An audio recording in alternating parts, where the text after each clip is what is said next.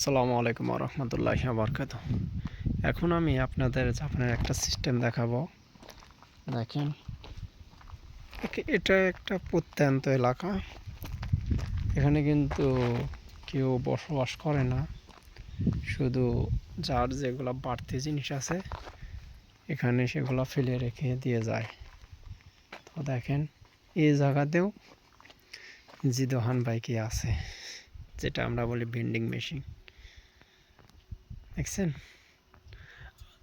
এখানে কে কিনবে, কে কে আসবে এখানে, তাও এখানে রেখে গেছে।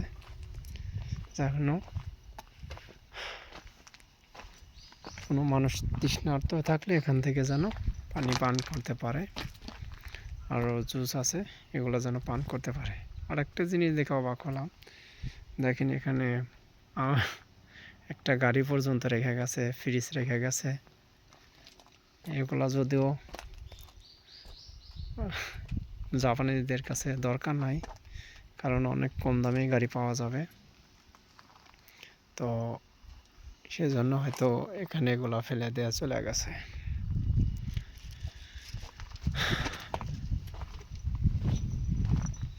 দেখেন কীরকম এলাকা, কি অবস্থা, কোনো মানুষ নাই। আমি একটা কাজে এখানে আসছি।